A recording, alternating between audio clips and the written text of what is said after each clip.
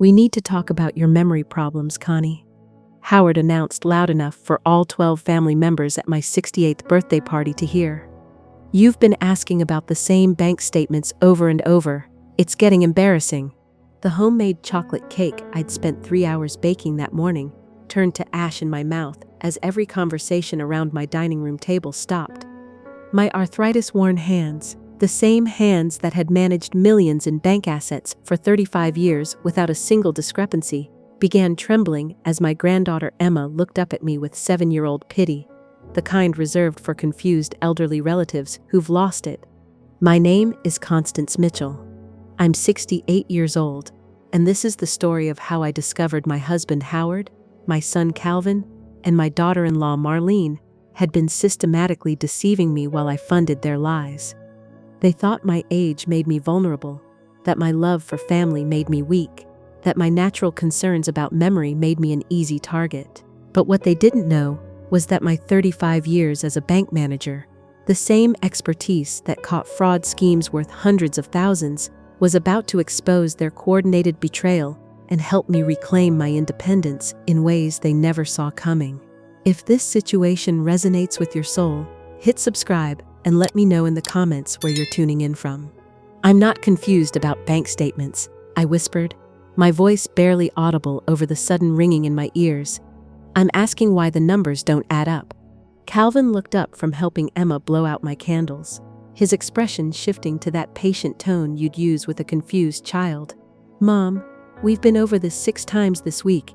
You're getting mixed up about the numbers again." My best friend Ethel reached across the table and patted my hand like I was a frightened pet.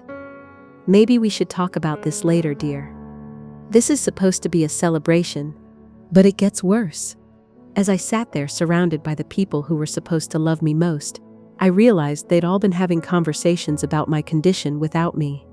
The way Marlene immediately reached for my purse when I stood up, as if I couldn't be trusted with my own belongings. The way Calvin had started explaining the TV remote to me last week, speaking slowly and using simple words, even though I'd been managing complex financial software since before he was born. "I managed fraud investigations at First National for 35 years, I said. My voice stronger now, though my hands were still shaking. "I caught a $250,000 embezzlement scheme I never missed a discrepancy." Howard's laugh made my stomach drop, patronizing, dismissive. "Performed for our audience. That was a long time ago, sweetheart. Things change as we get older. It's natural to get confused." Natural. As if the woman who'd trained junior bank managers in fraud detection would suddenly become too addled to read her own account statements. As if someone who'd balanced books for 4 decades would mysteriously lose the ability to spot when numbers didn't match. "The withdrawal amounts don't match what I remember authorizing," I pressed, clutching the bank statements I'd been studying all week. "See what I mean?" Howard announced to the room, his voice carrying that tone of long-suffering patience. "She's seeing things that aren't there now." Around the table, heads nodded sympathetically. My own family, people I'd sacrificed for, people I'd put through college, people whose weddings I'd helped pay for, were looking at me like I was a confused stranger who'd wandered into their celebration. That's when I noticed something that made my chest constrict even further. The way Calvin and Marlene exchanged glances when they thought I wasn't looking. The way Howard's concern seemed perfectly timed for maximum audience impact. The way my closest friends were nodding along with assessments of my mental decline without ever asking me directly how I felt. "Maybe you should let Dad handle the finances from now on," Calvin suggested gently. "Take some pressure off yourself." Take pressure off myself. As if managing money was some burden I'd been struggling with, instead of something I'd done flawlessly for 45 years of marriage. As if the woman who'd been trusted with other people's life savings couldn't be trusted with her own checkbook. But what really made my blood run cold was the realization that this wasn't the first time. Over the past few months, there had been other moments, other times when I'd questioned something and been told I was getting confused. Other instances where my concerns had been dismissed with that same patronizing patience. They'd been conditioning me to doubt myself. "I think I need some air," I said, standing up from my own birthday table. "I'll come with you," Marlene offered quickly, already reaching for my arm. You shouldn't be alone when you're feeling confused. Confused. There was that word again. The word they'd been using to explain away every question I asked, every concern I raised, every instinct that told me something wasn't right. But as I walked toward my own back door, supported by my daughter-in-law like I was an invalid, I felt something stirring in my chest that had nothing to do with confusion. It was the same instinct that had made me one of the most trusted fraud investigators in the county. The ability to sense when someone was lying about money. And every person at that table had been lying to me. The next morning, I sat at my kitchen table with 45 years of bank statements spread across the surface like evidence at a crime scene. The same methodical approach that had caught fraudsters at First National was now turned on my own family's finances, and what I was discovering made my stomach churn. 3 months ago. Connie, you already asked about that withdrawal yesterday. Don't you remember? 4 months ago. Mom, you're getting the dates mixed up again. 6 months ago. Sweetheart, we talked about this. You authorized that transfer. But I hadn't authorized a transfer for $3,200 in March. I would never forget approving $4,800 for home repairs. That never happened, and I certainly didn't sign the withdrawal slip for $5,500 that Howard claimed I'd forgotten about. My hands, steady now with purpose instead of shaking with humiliation, traced each forged signature.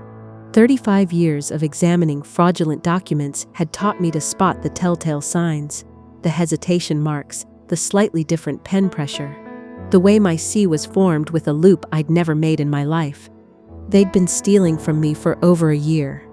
But it gets worse. I pulled out my phone and called my former colleague Janet at First National. Janet, it's Connie Mitchell. I need a favor. Can you run a signature analysis on some documents? Of course, honey. Everything okay? The question hung in the air. Was everything okay? My own family had been systematically robbing me while convincing everyone I was losing my mind. I think someone's been forging my signature on bank documents. Jesus, Connie, bring them in this afternoon. We'll get to the bottom of this. That's when I realized something that made my blood run cold. Howard had been encouraging me to simplify our banking, suggesting we close accounts at other institutions and consolidate everything at First National, where Janet worked, where my reputation for catching fraud was legendary. He'd been trying to move our money away from the one place where people would recognize forgeries of my signature. The phone rang, interrupting my analysis. Hi, Mom. It's Calvin. Dad told me you were up all night going through old papers again. Are you feeling confused? There it was, that word again. Confused.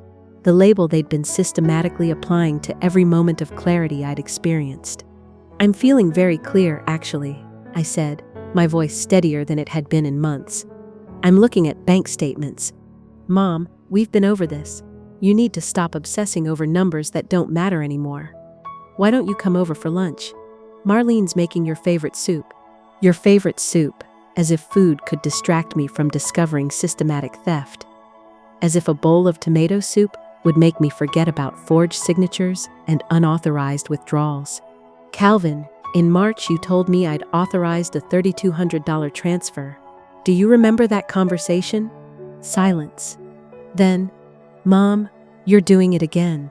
Getting fixated on details that aren't important. $3,200 isn't important. It's important that you're getting worked up over things you can't change. Dad's handling the finances now, remember? You agreed to let him take care of everything. I never agreed to anything. What I'd said was that I was worried about making mistakes as I got older. What Howard had heard was permission to take over completely, and apparently permission to help himself to whatever he wanted. After I hung up, I sat in the silence of my kitchen, surrounded by evidence of my family's betrayal. But the silence wasn't empty. It was filled with the sound of puzzle pieces clicking into place. The memory tests Calvin had been giving me at family dinners, asking me to recall conversations I'd never had. The way Marlene always volunteered to help me with my purse, my keys, my phone, as if I couldn't be trusted with my own belongings. The way Howard had started explaining simple concepts to me, speaking slowly like I was a child, especially when other people were around. They hadn't just been stealing my money. They'd been stealing my competence, my dignity, my standing in my own family. I picked up the phone again and dialed my neighbor Dorothy, who'd been at the birthday party. "Dorothy, it's Connie. Can I ask you something? Last night, did I seem confused to you?" "Confused? Honey, you seemed upset, but not confused. You were asking perfectly reasonable questions about your bank statements. I thought Howard was being awfully dismissive, to be honest." My chest loosened for the first time in months. So I didn't seem like I was losing my memory? "Connie Mitchell, you've got the sharpest mind of anyone I know. You caught my grandson trying to shortchange me at his lemonade stand last summer, remember? If you say something's wrong with your bank statements, I'd believe you over anyone." After Dorothy hung up, I sat staring at the evidence spread across my table. $47,000 in unauthorized withdrawals over 18 months, forged signatures on documents I'd never seen, a systematic campaign to make me doubt my own competence while they robbed me blind. But what made it truly devastating wasn't just the theft, it was the realization that they'd been planning this. The concern about my memory hadn't started when I began asking questions about missing money. It had started months before, laying the groundwork for exactly this moment. They'd been conditioning everyone around me to believe I was incompetent, so that when I discovered their theft, no one would believe me. The woman who'd spent 35 years protecting other people's money had been systematically robbed by the people she'd trusted most. But they'd made one crucial mistake. They'd underestimated exactly how good I was at my job. That afternoon at First National Bank, Janet spread my documents across her desk under the magnifying lamp we'd used countless times to catch fraudsters. But this time, the criminal signatures belonged to my own family. "Connie, these aren't even good forgeries," Janet said, her voice tight with professional disgust. "Look at this. Whoever did this doesn't know you write your C with a straight vertical line, not a loop. And the pen pressure is completely wrong." I leaned forward, studying the evidence with the same analytical eye that had built my reputation. How many documents? 17 withdrawal slips, 8 transfer authorizations, and 3 account modification forms. "We're looking at systematic fraud over 18 months. Janet looked up at me with the respect I'd been missing at my own dinner table. "Your instincts were right, as always." 18 months. They'd been planning this since before my last birthday, before the first memory test, before the first condescending explanation of concepts I'd understood for decades.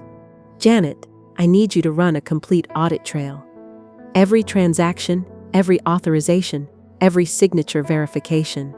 Already on it. Connie, this is criminal fraud. You need to file a police report." But as I sat in that familiar office, surrounded by the professional respect I'd earned over 3 decades, something clicked into place that made my blood run cold. This wasn't just about money.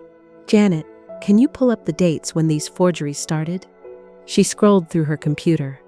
First one was March 15th, 18 months ago. Why? March 15th, the day after I'd mentioned to Howard that I was worried about making mistakes as I got older, that maybe I should be more careful with our finances. The day after I'd expressed a completely normal concern about aging that any reasonable spouse would have reassured me about. Instead, Howard had seen opportunity. "They weren't just stealing from me," I said, the realization hitting like a physical blow. "They were systematically destroying my confidence so I wouldn't trust my own judgment when I caught them." Janet's face darkened.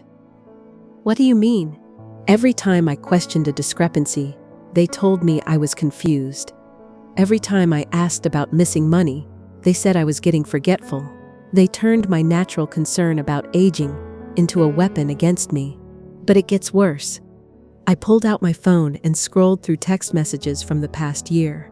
Calvin asking if I'd remembered to take my vitamins, as if I was incapable of basic self-care. Marlene offering to help me organize my purse because things can get overwhelming. Howard suggesting I rest instead of balancing the checkbook because numbers can be confusing. They'd been building a narrative of my incompetence, one condescending comment at a time. "Janet, I need to ask you something, and I need you to be completely honest. In all the years you've known me, have I ever seemed confused about financial matters? Connie, you caught fraud schemes that seasoned investigators missed. You trained half the staff in this building.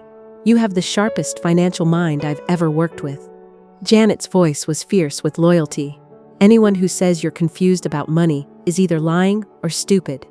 The validation hit me like oxygen after months of suffocation.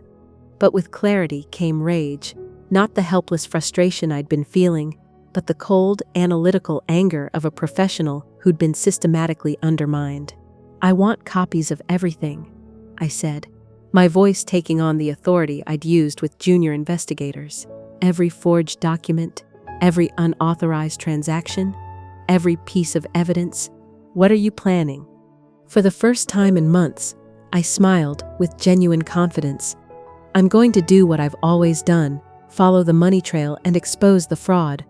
But as I drove home with a folder full of evidence, I realized the scope of their betrayal went even deeper. They hadn't just stolen money, they'd stolen my voice, my authority, my standing in my own family.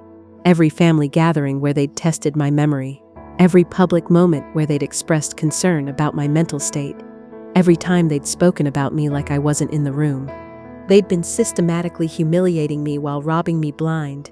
The woman who'd spent 35 years protecting other people's money had been turned into a victim in her own home. But they'd made one crucial miscalculation. They'd assumed that age made me weak, that love made me blind, that concern about memory made me helpless. They'd treated me like a confused elderly woman instead of what I actually was, a fraud investigator with decades of experience catching people exactly like them. I pulled into my driveway and sat in the car, looking at the house where I'd been systematically betrayed for 18 months. But for the first time since this nightmare began, I wasn't the confused, doubting woman they'd tried to create. I was Constance Mitchell, former senior fraud investigator at First National Bank. I'd caught embezzlers, exposed forgery rings, and sent criminals to prison. I'd protected millions of dollars in assets and earned the respect of law enforcement across the county. And now I was going to use every skill I'd ever learned to protect myself. They thought they were stealing from a helpless old woman. They were about to discover they'd been stealing from someone who'd made a career of catching thieves. The hunt was about to begin. I spent the next 3 days doing what I'd done for 35 years at First National, building an unassailable case. But this time, the criminals were sleeping in my own bed and sitting at my dinner table. My dining room table became a war room.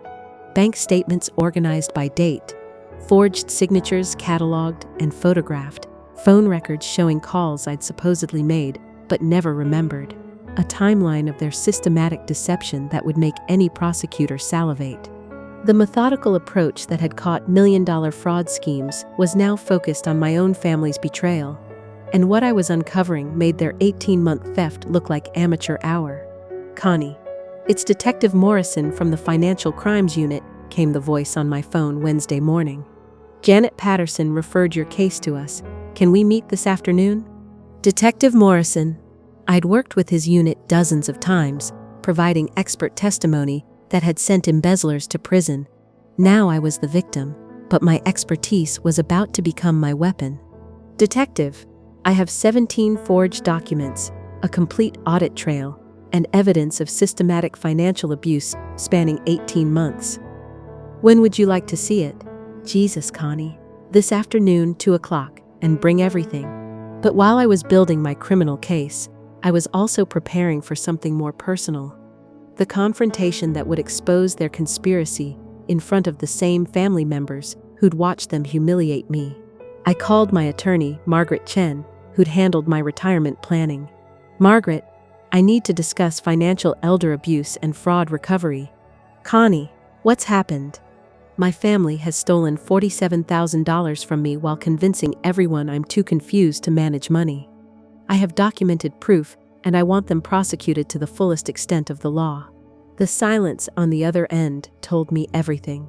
Margaret had known me for 15 years, had seen me navigate complex financial decisions with precision and clarity. The idea that I was confused about money was laughable to anyone who actually knew my capabilities. "How can I help?" "I want to recover every stolen dollar, plus damages. And I want to do it in a way that exposes exactly what they've done to everyone who witnessed their lies about my mental state." That evening, Howard came home with his usual patronizing smile. How was your day, sweetheart? You weren't going through those old papers again, were you? I looked up from my laptop, where I'd been organizing evidence files, with the same systematic precision I'd used to catch corporate embezzlers. Actually, I had a very productive day.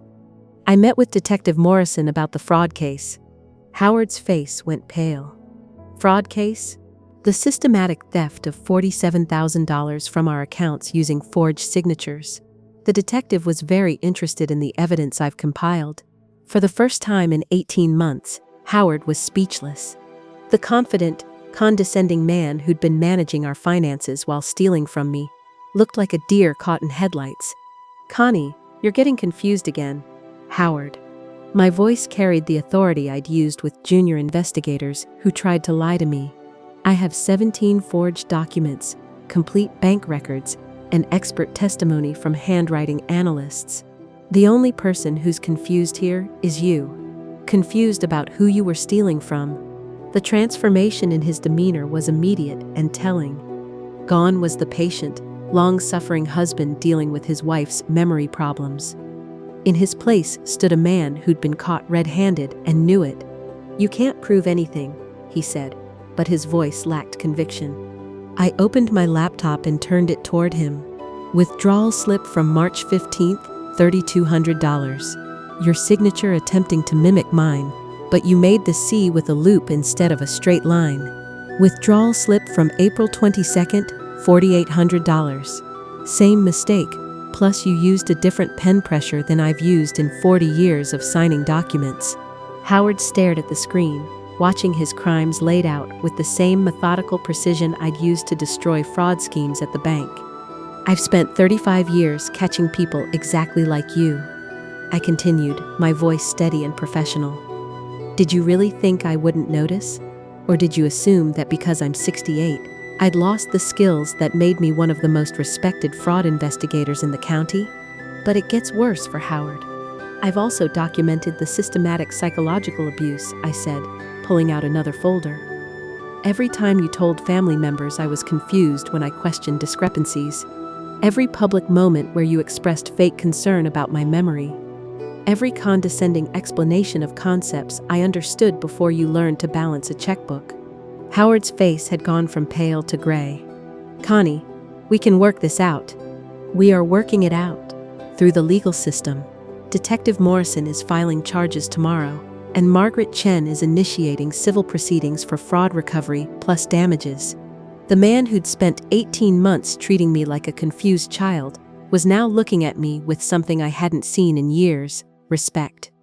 Not the patronizing fake concern he'd been showing our family, but genuine recognition of exactly who he'd been stealing from.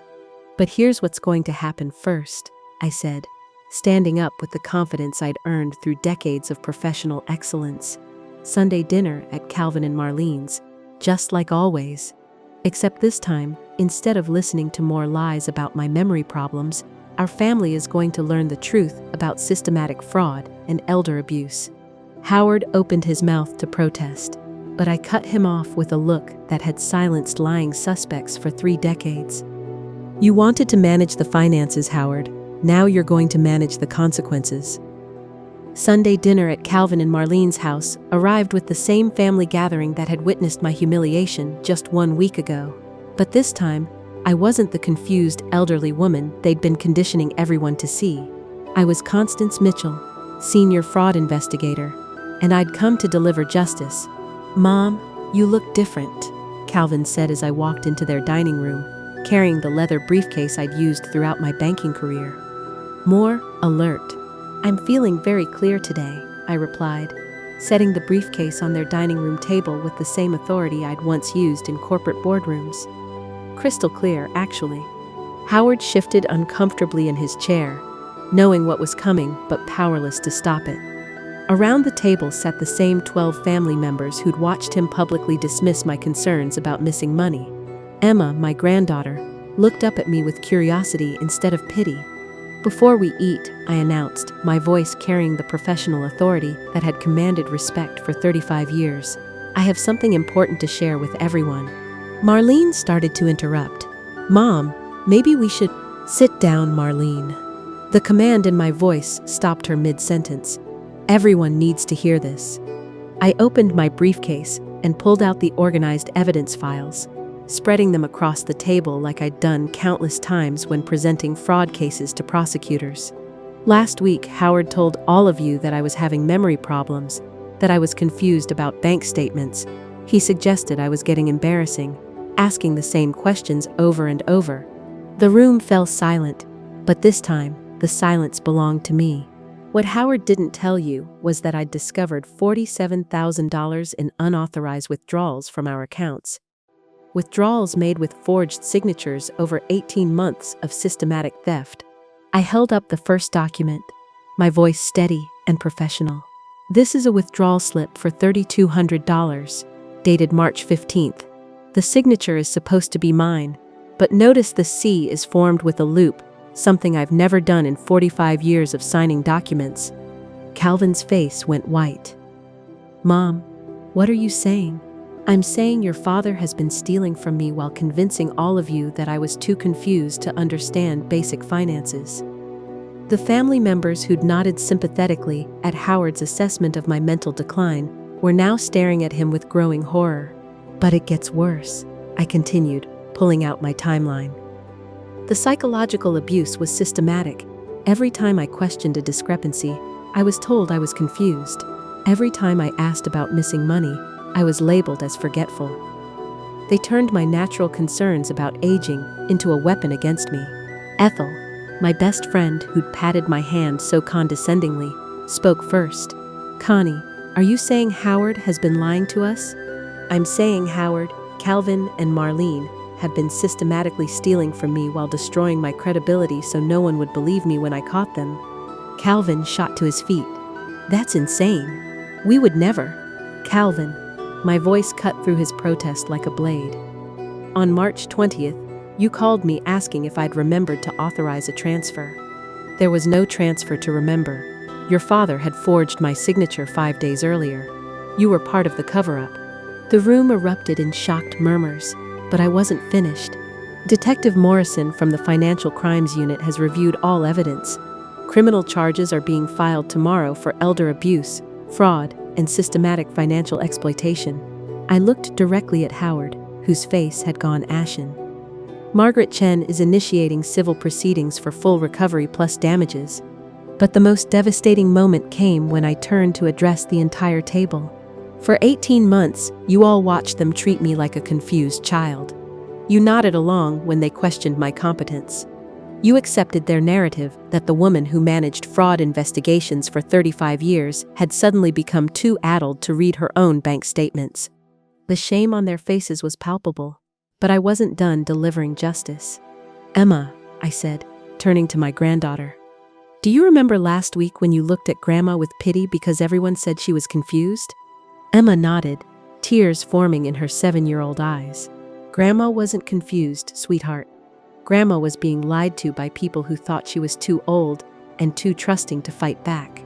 I smiled at her with genuine warmth, but Grandma spent her whole career catching bad guys who steal money, and that's exactly what she did. Howard finally found his voice, but it came out as a desperate whisper. Connie, we can work this out privately. Privately? I stood up, my full professional authority on display. You publicly humiliated me in front of our entire family. You systematically destroyed my credibility while robbing me blind. Justice will be equally public. I closed my briefcase with the same decisive snap I'd used after presenting cases that sent criminals to prison. Detective Morrison will be contacting each of you for statements about the psychological abuse you witnessed. Margaret Chen will be pursuing full asset recovery. And Howard, I looked directly at my husband of 45 years. You'll be explaining to a judge exactly how you thought you could steal from a fraud investigator and get away with it. The woman they'd tried to turn into a helpless victim had just delivered the kind of systematic justice that had defined her entire career. They'd underestimated exactly who they were stealing from. Now they were about to pay the price. 6 months later, I stood in the same kitchen where I'd discovered the evidence of my family's betrayal. But everything had changed. The woman who'd once whispered apologies for asking about her own bank statements was gone, replaced by someone who'd reclaimed not just her money, but her voice. The legal proceedings had been swift and decisive. Howard pled guilty to elder abuse and fraud, receiving 2 years in prison and full restitution. Calvin and Marlene faced civil penalties for their role in the conspiracy. But more importantly, the entire community now knew the truth about what had happened to Constance Mitchell. "Mrs. Mitchell, it's Detective Morrison," came the familiar voice on my phone. "I wanted to let you know the final restitution payment came through. $47,000 in stolen funds, plus $32,000 in damages and legal fees. Your case is officially closed. $79,000. Not just recovery, but justice with interest." "Detective, I can't thank you enough for taking this seriously." "Ma'am, in 20 years of financial crimes, I've never seen a victim build a more thorough case against their own abusers. You did the hard work, we just followed your evidence trail." After I hung up, I sat at my kitchen table. The same table where I'd spread out evidence like a crime scene investigator. But now it held something different. Applications to volunteer with the county's elder abuse prevention program. The doorbell rang, and I opened it to find Janet from First National, holding a bouquet of flowers. "Connie, I heard about the final settlement. How are you feeling?" "Like myself again," I said, and meant it completely. "For the first time in 2 years, I trust my own judgment." Janet smiled. "The county prosecutor's office called the bank. They want to know if you'd consider consulting on elder fraud cases. Apparently, your investigative work on your own case was textbook perfect. Consulting on elder fraud. Using the skills that had defined my career to protect other people who'd been targeted the way I was." The idea sent energy through me that I hadn't felt since retirement. "Tell them yes," I said without hesitation. "Absolutely yes." That evening, Emma came to visit, something that happened regularly now that the truth was out. She sat at my kitchen table, working on homework while I prepared dinner. "Grandma, kids at school ask me about what happened with Grandpa Howard," she said, looking up from her math worksheet. "What should I tell them?" I sat down beside her, choosing my words carefully. "Tell them that sometimes people try to take advantage of older adults because they think we're weak or confused.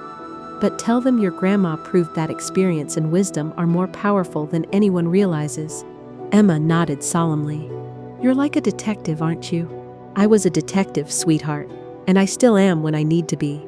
The transformation wasn't just professional, it was personal. The woman who'd once asked permission to question her own bank statements now spoke with unqualified authority. The woman who'd apologized for having concerns now stated facts without hesitation. My neighbor Dorothy stopped by later that week. "Connie, I have to ask, how did you know to document everything so thoroughly?" 35 years of training," I replied. "But more than that, I learned to trust my instincts again. When someone tells you you're confused about something you know you understand, that's not confusion, that's gaslighting." Dorothy nodded thoughtfully. "My sister's been having similar problems with her son-in-law. Would you be willing to talk to her?" "Of course. And Dorothy, tell her to document everything. Every condescending comment, every time someone questions her competence, every financial discrepancy. Evidence is power." The ripple effects continued. Margaret Chen referred 3 other elder abuse cases to me for consultation.